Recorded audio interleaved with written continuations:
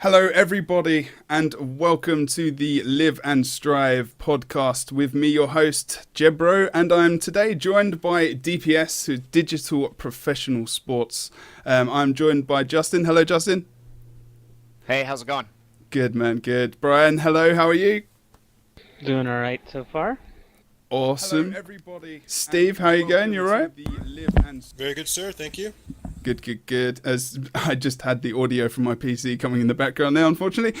Just ignore that. That will be okay in a second. Hello, David and Dale. You guys good?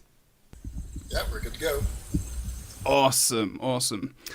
So this is DPS. These guys are basically adminned and helped a lot with the Tournament of Legends, the first tournament, and pretty much responsible for the smooth running of it and, you know, with everyone else that is involved, like ANET and Misspedia and such. So I've got a load of questions I'm going to go through in the chat, guys. If you want to start thinking about some questions to ask these guys in relation to playing as well, maybe we can get onto that later, but we've only got about just over an hour, so I've got loads of questions and probably quite a lot to get through as well. So I'm going to start with the first question is basically, so how did DPS basically come together? How did you get founded? And I don't know if there's anyone in particular that wants to start, but you guys can just go with it, basically. Yeah, I can go ahead and start with that because I've been involved with basically the very beginnings where we first started doing tournaments for the Mortal Kombat community, and we were called MAC at that point, the Mid-Atlantic Combat, and we ran in-person tournaments for the Mortal Kombat community, the fighting game community in general. We absorbed a couple other fighting game groups that were also running at tournaments at the time, and then kept running from there, and then got a new opportunity with Justin jumped on board to do more stuff involving online, and he can tell you more what happened after that. Yeah, as Ghost was kind of saying, we started with Mid-Atlantic Combat, just running Mortal Kombat events, but back in February of this year, one of the owners approached me and said, "Hey, we're interested in doing other games, more online games." And I suggested Guild Wars 2 because we already played Guild Wars 2 competitively for 2 years. So we started thinking about running Guild Wars 2 events, but hadn't really decided anything. And then the Tournament of Legends was announced. We were planning on playing it competitively as a team. We signed up to play in it, but then we saw the announcement for Tournament of Legends saying that they had too many teams. They weren't sure that they were going to be able to handle as many teams. That some teams might be left out. So the owners and I started talking, and we're like, you know what? It would be better for the community for us to just try step in and volunteer our time and see if we could add our admin power to the event, and hopefully that way all of the teams could be included. So from there, we just sort of fell into the running events for Guild Wars 2, and that's where we're at today as a company. Oh, awesome. So you guys were playing since launch? If it's like 2 years you've been playing together, then that's yes, really good. Yeah, we played together every Thursday night since launch under the team name Bear Cavalry of Legend. Right. Okay. Yeah.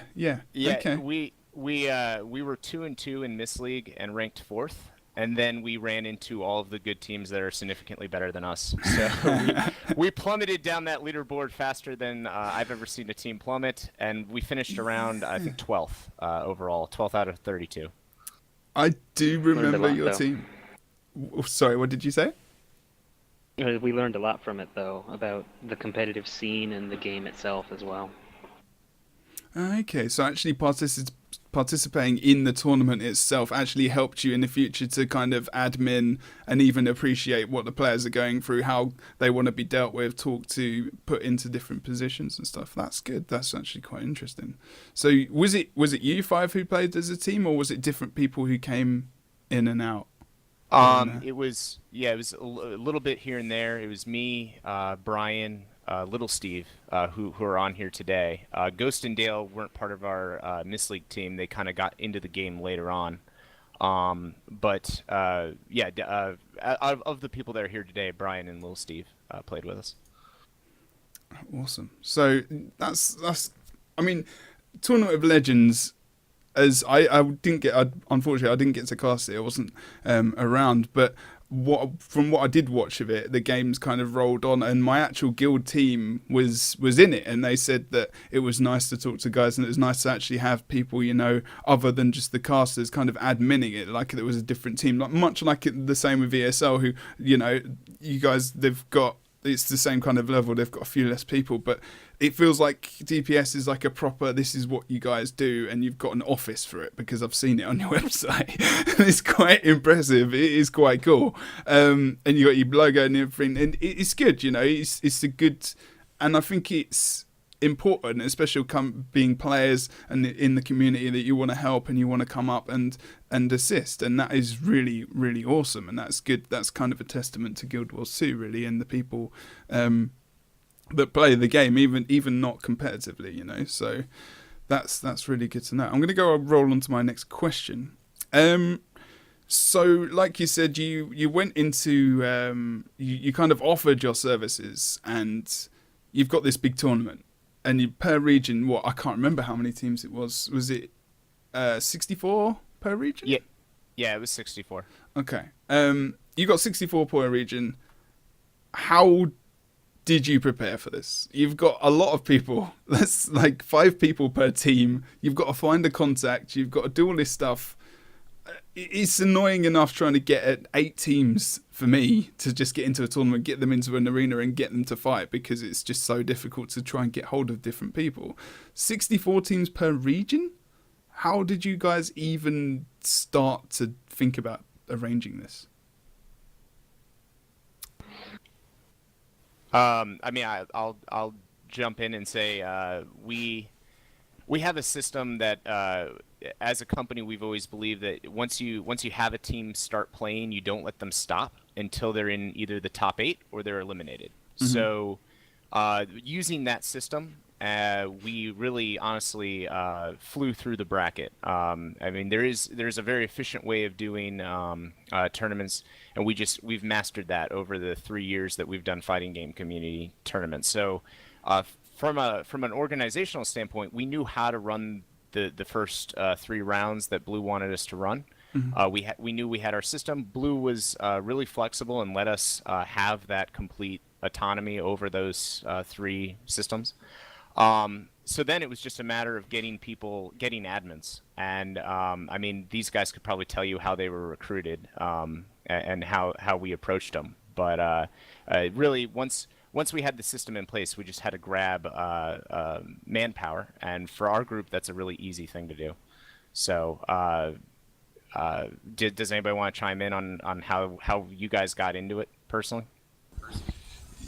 Yeah, I've always tried to help out with with any of the tournaments and just give an extra manpower to whatever we're doing. With regards to the tournament running smoothly, the players obviously helped out a lot. They were actually really cooperative most of the time. We could really talk to them very easily. Ping a guy that was supposed to be the contact head. Generally, they were very responsive most of the time, but otherwise, you just had to be a nuisance. And eventually, they'd get to where they wanted to be, because I mean, in the end, they wanted to be in the tournament. They wanted to compete against other teams. Every once in a while, you'd have hiccups for people for groups or people, but you just talk to the other group that was there and see what they're feeling about it, and they just keep moving. I mean, that was it is. The show doesn't stop. You just keep everything moving and flowing, and everyone who's there is happy. Which actually does kind of get to something that I kind of wanted to point out with it, is that when we were sort of putting everything together, once we had established the format, which our experience in the fighting game community works, and did a lot of help with, since at that point we were used to dealing with 50 plus competitors. Once we had the format and the people we needed for it, then we also looked into the specific location that we were going to be hosting everything with. Just because, like David mentioned, there were inevitably going to be hiccups whenever you've got that many people all together trying to do the same thing.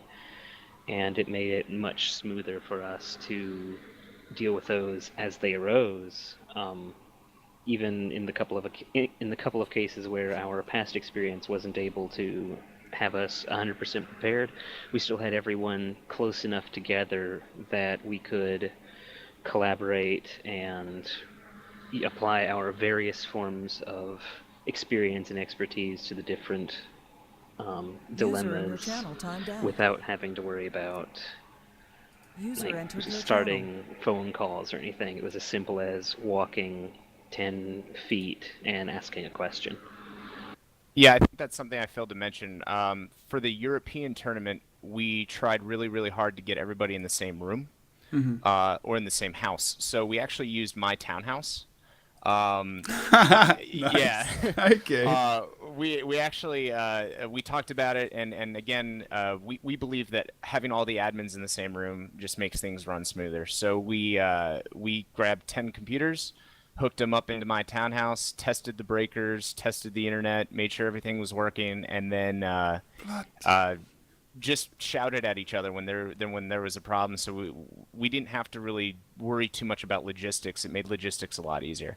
And then, as you saw for the NA tournament, we actually went out and got ourselves our office and started using the office for that. And for all future events, we'll probably just use the office because the office was on a business internet connection, and we had live IT staff there, and just having everybody in the room and everybody set up like that was awesome. So that's kind of another secret to our success for the first Tournament of Legends was everybody lives in the area, so we were able to have everybody in the same room. Ah, right. Okay, so you all do really live quite close and know each other in real life. I mean, I think you said that David and Dale are currently at your place in another room. Yeah. We all live in the Washington, D.C. area. Most of us have actually known each other since high school, so that makes everything really easy and a really smooth operation. Is that we're all friends, but we're all professionals at the same time, and we all can work together really well. That is really good. Yeah, that's it exactly, and it brings in that kind of community spirit as well. And you love the game, and you're all friends, and that's good. Man, that is quite a cool story actually. Especially going into your townhouse. How many people had to be on the game though for you to actually do that? I mean, because your townhouse, you must have some sick internet connection. Yeah, don't tell Comcast, but I'm actually getting a lot more internet than they actually are supposed to be giving me. I don't know. They made a mistake, and I have like a ridiculous connection that I'm not paying for. But yeah, we'll keep that on the down low. But how many did we have, guys, at my house? Do you guys remember? I think it was 10 of us, all said and told. Yeah, oh, wow. I think that sounds about right. And then did everybody? People? Yeah, there was 10 people here. And then did everybody spend the night before for the Europe one? Almost everybody. I think we had one or two people show up early in the morning. Yeah, so pretty much everybody just passed out in my basement beforehand. But we had 14 computers. We had like 10 people and 14 computers because people had brought laptops that they also plugged in, got on the internet. We're doing other things doing stuff for it on the side, and so we had like 14 computers throughout the place, just laced everywhere. Yeah. Oh wow. Okay, that must have been fun to host. Yeah, my wife absolutely loved it. Oh God, right, and you're married as well. Oh, yeah, no. Yeah, my wife loved having everybody over for the entire weekend. That was great. Awesome. That's epic. We actually had a pretty good idea how to do it too, because this wasn't the first time we all would get together and just do a LAN party. Just everyone bring their rig and their laptops, their computers, their monitors, and just get set up and ready for the night. Oh man, that is pretty sweet. I can't do that with my guild because my guild are all over Europe, you know. Like, I mean, I can do that with my girlfriend. We can, you know, but that's it. There's no one out. The nearest person is like Sweden or something stupid like that. But Yeah, that is really lucky that you're all, you're that close as friends. You're all grown up together, or like people have come in, and you've got the same interests and stuff. But was it you said it was Mortal Kombat? I think David mentioned that you guys, was it Mortal Kombat you guys started in, or was that one of the bigger things you did, or as like that's what got us started running tournaments. Okay, God bless. Yeah. We actually wanted to be competitive Mortal Kombat players, but then realized we were much better at running events than actually playing the game. That's always the way. That's why I'm a shoutcaster and not a player. Yeah. And that's why I do this. I'll probably get some stick from that somewhere. Right, I'm going to roll on to the next question because I haven't asked many. Right, so in your opinion, so when you've got like a Tournament of Legends and from a team point of view, I mean, you guys said you were going to enter it. What do you think teams can do from an outsider point of view, and also as a player, potentially, what can they actually do to prepare for Tournament of Legends? I mean, is there any way? Should they be practicing a lot? Should they be talking to each other, getting to know each other? What can they do? And this is quite an open question, but I don't think there's a right answer.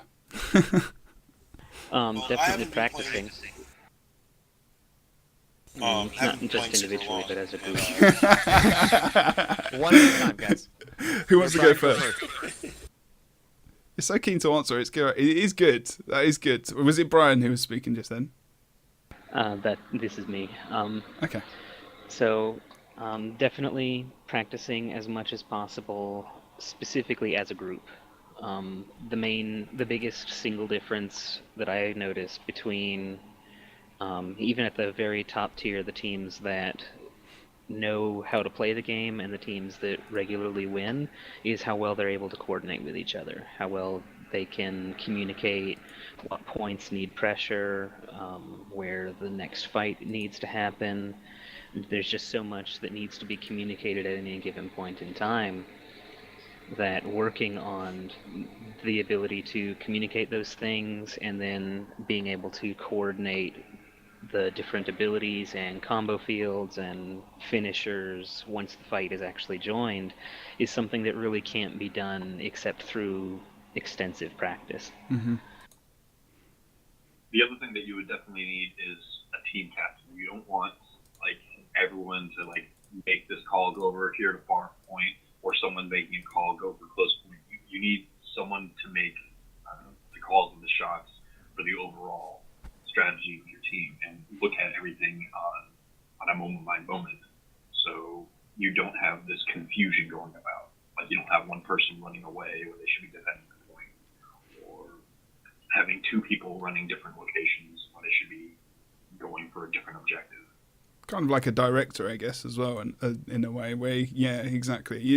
I think it's important to have someone who's got the just an authority figure, I guess, in the team, who everyone kind of respects, maybe in a way that they can just say, they're comfortable to say, what the hell are you doing? Get the hell out of there right now and go and do your job somewhere else properly, but in a nicer way than that. Exactly. You definitely need someone who is willing to call you out when you're playing poorly and to direct you where you need to be so that the team as a whole can just excel. Mm-hmm. I completely agree with that, actually. It's a nightmare, especially when you all think you know where you're going and what you're doing, and then you're just like, oh, the matchups are so bad. What are we doing? We've just gone the complete wrong way. We've all got great ideas, but they're not all going to work at the same time, and you're pulling away. I don't know I think, David, did you want to say something as well? Brian said most of what I was gonna actually mention, just communication.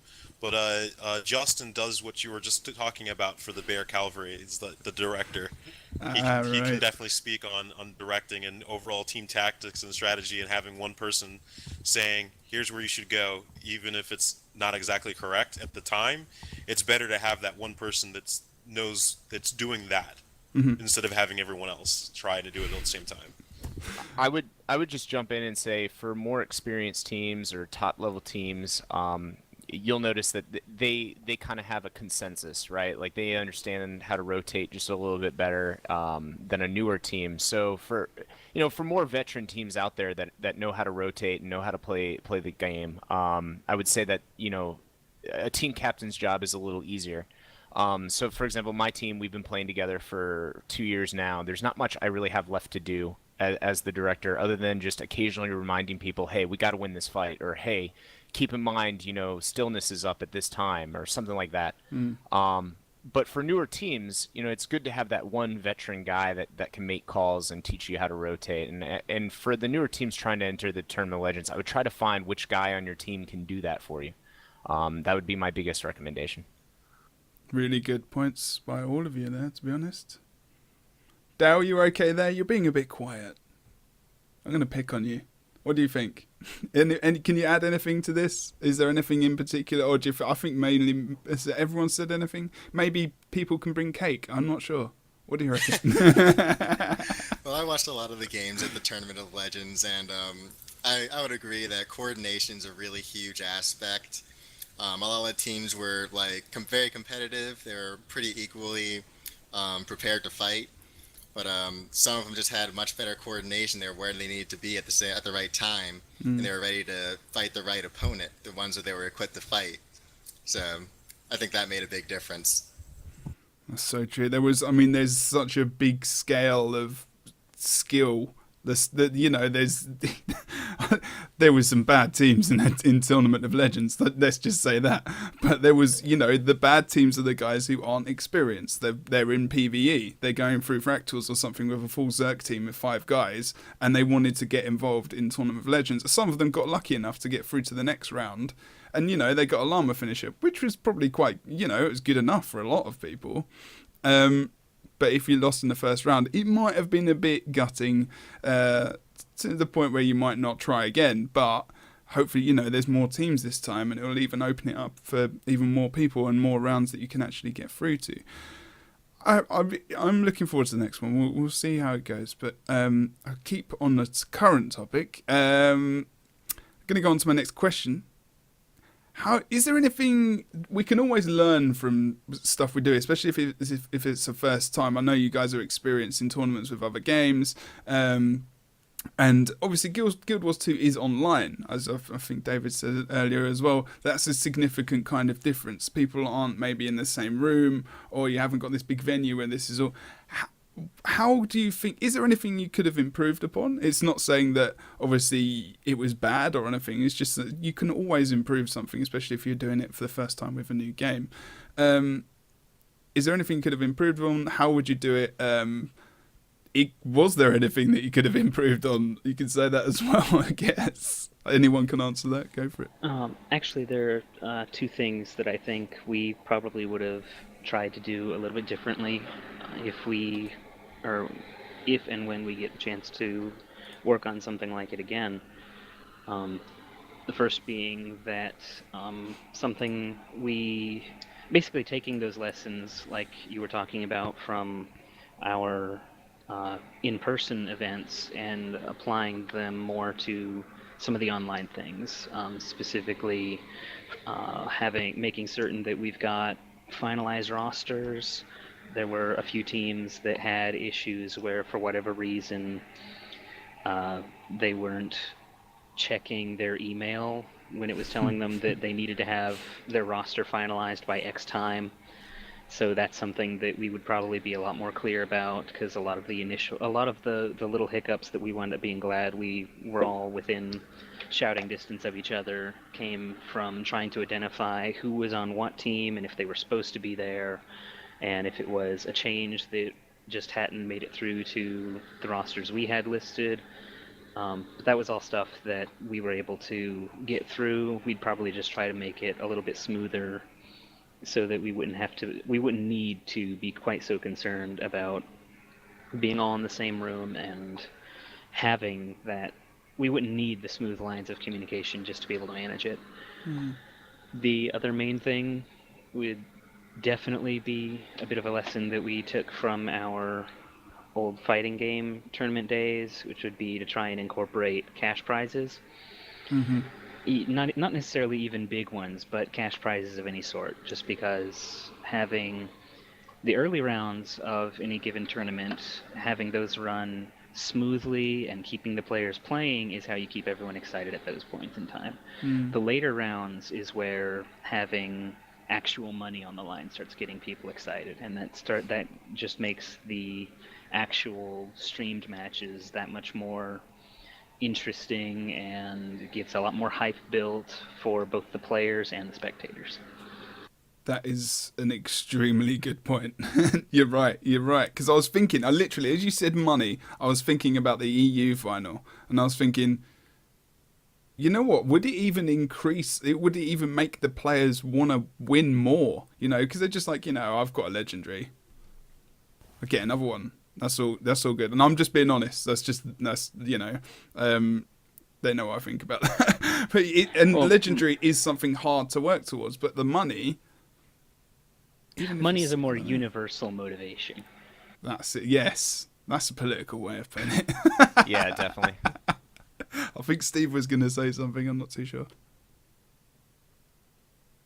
I wasn't planning on it, but oh, okay. I thought you said something. Sorry, mate. No, I'll just pick on you. It's that there is a quantifiable amount. You can put like a hard number to it, whereas with getting a legendary and getting all this in-game stuff, I mean, it's really cool, but it's like anyone else in the game who puts the time and the effort can also get that reward.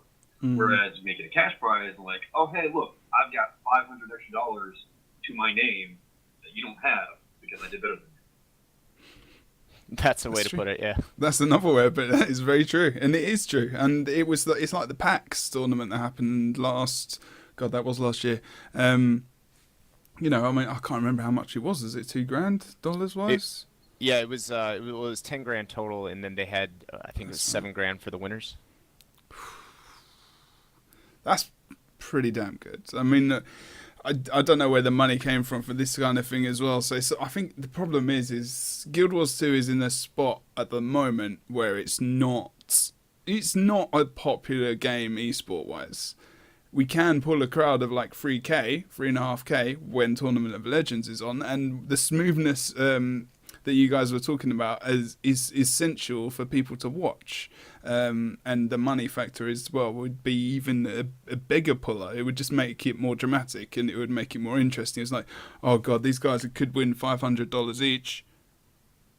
They want to pull the finger out. Or you'd start cheering for the teams. You're like, yeah, I want this guy to win a shitload of money. Sorry for the swearing. There you go. I did it first time. Third podcast in, and I swore. Well done. That's all right. I think it may be because that's how passionate I am about trying to get money in, and even if it's John's toilet company that at the moment that sponsored Guild Wars 2 Spvp, I'd be happy myself to just put that on my stream saying that he's a proud sponsor and putting up this money. But anything would be good. But I'll move on to the next question.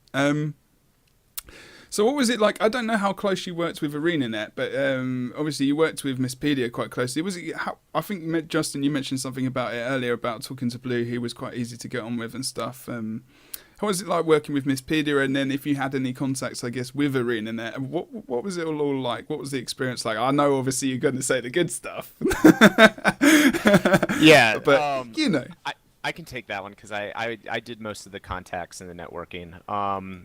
So when we first saw that Blue had put out that announcement saying, "Hey, we're gonna have to limit the number of teams here," I reached out to him. I actually bombarded him with in-game messages, emails, Skype contact. I really tried to get a hold of him and say, "Hey, we'll help you out. We'll give you any manpower that you guys need.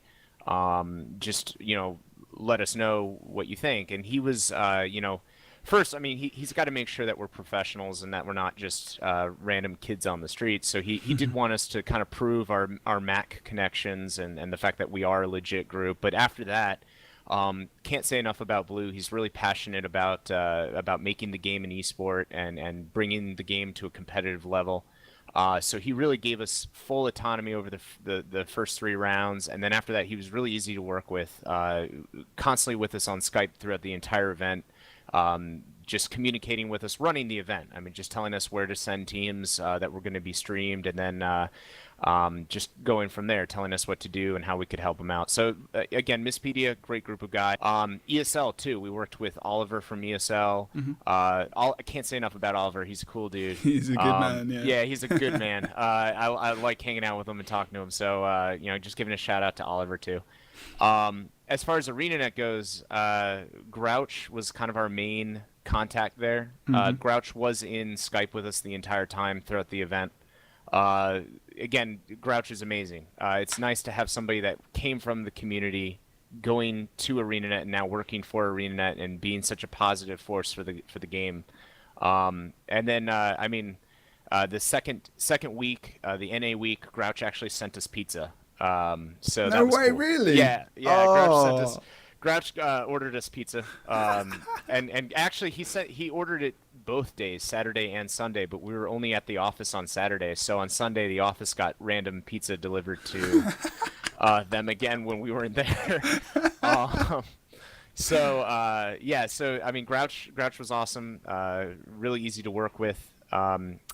After the Tournament of Legends, they actually sent us signed T-shirts as well from the entire development team. So that was kind of an added bonus for working the event. But it was great to work with a passionate group that really cared about making Guild Wars 2 an esport.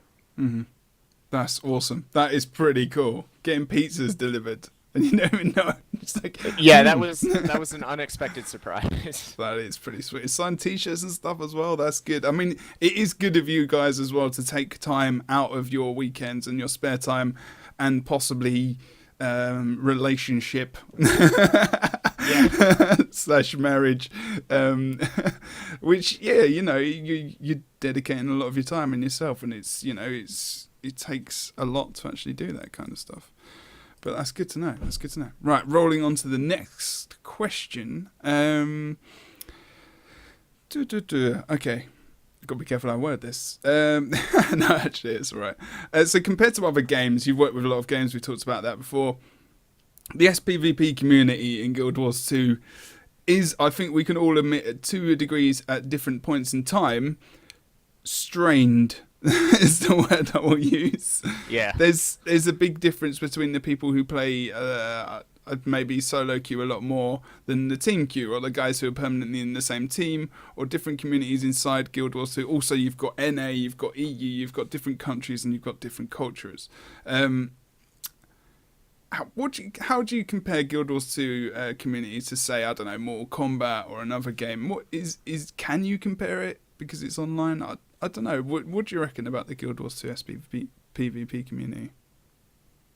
Actually, when you get to specifically the tournaments themselves, most competitive communities have a lot of similarities, whether they're in person for fighting games or online for MMOs. There's lots of excitement for the final rounds. There are names that become well known. You get people arguing about strategy back and forth until the end of time.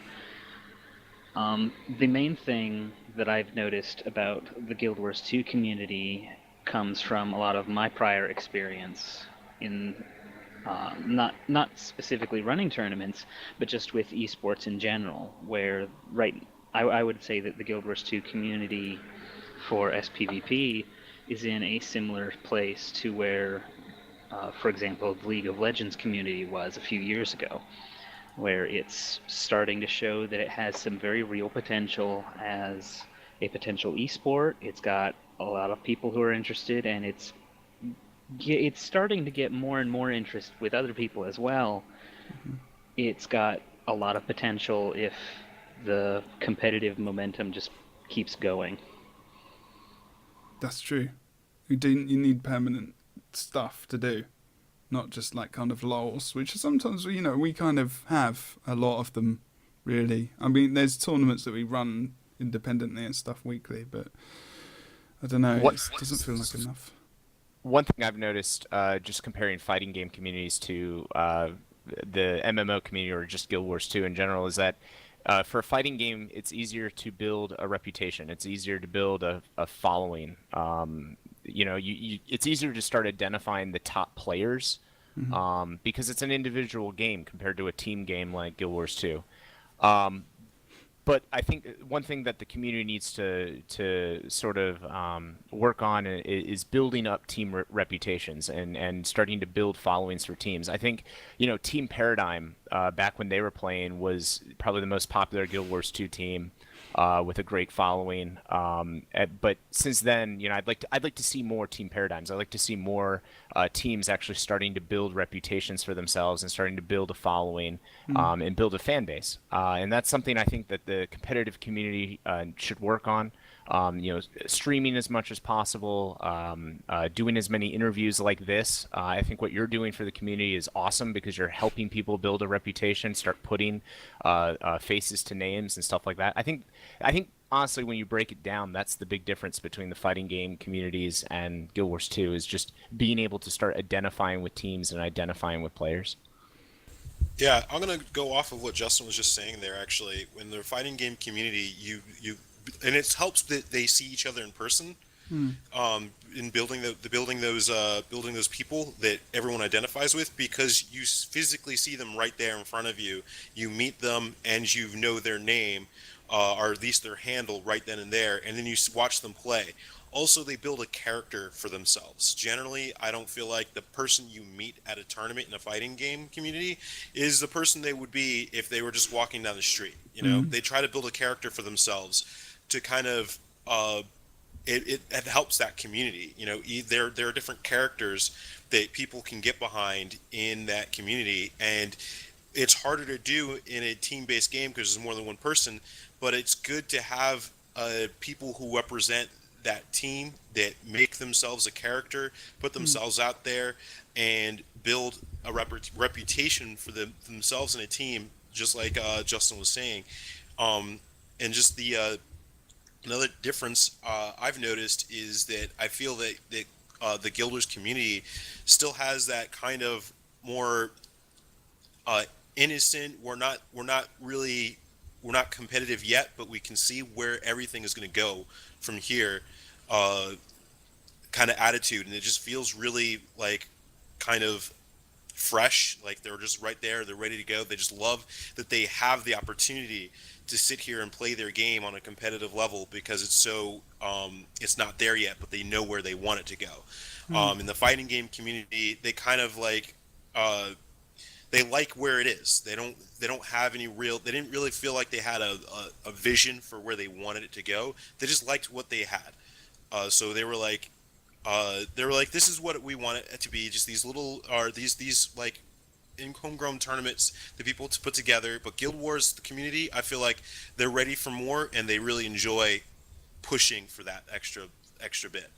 I mean, they've been asking for more for 2 years, and I really think that if just a couple groups or a couple organizations step up and start providing those bigger events more consistently, I think the community will embrace it because I think they're ready for it, and I think they want it on a higher level. I don't need to really add anything there. I think that was pretty perfect. I mean, I like what you're saying about about the characters. That you've got to create these, this ego again, and then you've got to be a character in a game. It's like it's almost like split personality disorder. And it's kind of interesting. I'm not saying like that no characters have developed. I mean, you got to love Helseth and what he's done for the community. He's the perfect example. He's the perfect example. I enjoy Cade. I enjoy watching Cade stream. Ostrich, I'll watch from time to time. Good fights. All those guys are high level players that have started to really build a name for themselves. On the other side, the winners of the NA tournament, Apex, we actually reached out to them because a couple of them live in our area, and we actually have met them in person. They actually came out and hang out with us. Morpheus, their guardian, and Christian, their the coach and the kind of the team captain. Yeah. Both of them actually have hung out with us in person, so we're starting to build those reputations. It's just something that DPS at the very least is going to focus on for the next couple months, is helping teams sort of build their name and build their rep and get their reputations out there, because we think it'll be best for the community if we do that. That's really awesome. That's really good. Like, meeting people in real life, especially, it does. It's like in the EU, there's something that Guild News do. The German guys, they have this event, you know, all across Europe and different countries where everyone gets together and they meet each other, and you know, it builds that community to another level. That people actually care about it a lot more. And that's really good what you guys are doing, that you can actually meet people, because I guess that's something you miss when you're online. You're not connecting with these guys, you're not meeting the people, you're not meeting the characters, you're only seeing them through a camera and stuff. And yeah, it must be quite, you must miss that. So yeah, it's really good to meet the people. I'm going to go on to the next question. Actually, I might go for that for last. We're getting quite close to finishing, so 10 minutes or so, but I'm going to ask this question. So, we've talked about Guild Wars 2 needing to get more competitive and stuff, and obviously money is something which we talked about as well. Can SPVP be bettered in a competitive sense, potentially, in ways that can happen? I'm thinking maybe like a league table which is in-game. We talked about the real-life cash prizes, maybe some kind of, I know gambling is a bit of a dodgy way of thinking about it. In-game money, gambling. I know there's kind of technically some issues behind buying gems with real money and then trading gems for gold and all that kind of thing. I don't know. Is there something maybe even that DPS and ESL or DPS and ESL can get involved in the game and even implement stuff like this? I don't know how. Is there anything you guys have had like or talked about, or maybe things in the game which you could seek to improve the competitive scene, like anything? Again, quite an open question. There's actually a parallel, again, from our experience in the fighting game community, where the number one fighting tournament event that everyone looks forward to is EVO, the Evolution Championship Series, where they just, it's in order to qualify for it, the competitors have to win events spread all across the country to accrue X amount of points to be eligible to enter that tournament at EVO for whatever game they're talking about. And that kind of sounds like what you're getting at, in the sense of something that isn't necessarily directly connected to the company that runs and manages the game, but is more built up by the community and just dedicated esports organizations. So it definitely is something that could work with just any specific esport. Yeah, I think what we talked about, or sort of our vision, was several events, maybe a tournament series, that we would rank you based on your performance in each qualifying event. And then we'd have a leaderboard where that ranking was displayed, and you could actually follow each team on that leaderboard and see how the team was doing. And after every qualifying event, we would just update the leaderboard. And then at the end of the qualifying series, or at the end of that tournament series, we would take the top 14 or top 12 teams from the leaderboard and just have a championship series, or a final championship event, very similar to EVO. But instead of instead of having seeding points on the line, you'd actually just have your spot in the tournament on the line for those qualifying events. So kind of our vision is a tournament series where the end goal is to be one of the top 14 teams that gets to play in that championship event with big money on the line. Not sure if we're going to get there, but that's kind of our vision, where we think the game could actually incorporate the leaderboards from Guild Wars 1, but actually have a fresh feel to it and get big money event that everybody's looking for. That's so true. That is really true. And I think it's quite, when we were talking about the communities as well and stuff like that, I mean, because ESL is more, I think ESL is more, there's the Europe ESL and then there's the American, there's all kind of different versions and regions and whatever. But the ESL primarily operates in Europe, and then you guys are obviously in America. So it could actually work quite well if you guys, there's two companies both sides of the world.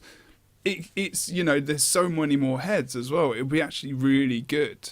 But there's so many logistics, and it's completely like community driven as well. So it takes so much dedication from people before they can actually benefit from it themselves. Because I think a lot of people forget, especially in the Guild Wars 2 community, isn't that people don't get paid for this. They do not get real life money. Like you said, you got pizzas, you got things like that. You're doing it off your own back at the end of the day. All right, it's a professional company, but obviously you're trying to build up to a point where you can earn a living out of this and you can do what you want to do, which is fine and fair enough. I would love to get paid to do what I'm doing now, but that's not going to happen.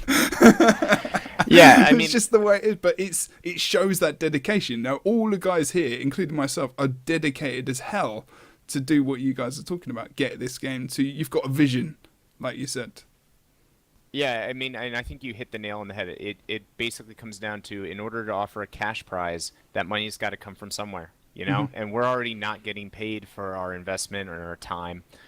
So we can't really, if you want a $10,000 cash prize, we're not going to be able to chip that in. I'm sorry. We've got mortgages and things like that. We can't just generate that money. Really? Yeah, oh, God. Like, real life costs. I wish I could just drop 10K, but we can't, So that means sponsors, but sponsors need to see some commitment from the community, but they also need to see the viewership numbers go up. And so if you're out there and you want a Guild Wars 2 event that has money, start watching the Tournament of Legends on Twitch. Okay, start supporting the Misspedia weekly events. Start supporting the ESL weekly events. That's what's going to get the sponsorships into this game. Nothing else. It's the viewership numbers. Might use that as a soundbite. Yeah, I mean, I just got to be honest here. Also, the community is very against entry fees, and I understand why. It's a barrier of entry.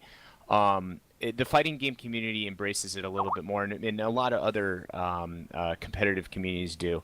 We wouldn't dare push entry fees onto a tournament or an event, but it's something to consider in the future. Is if you want a cash prize, how much would you be willing to pay to enter that tournament, as is right now, and maybe in the future? Because if you incorporate an entry fee, all of a sudden you can increase the amount of cash prizes you give. And I know the MMO community is really against that. That's not something that we enjoy or would, always be in favor of. But for a cash prize, I'd be willing to pay $10 at a shot at $500 for myself. Just something to consider in the future as well. There you go.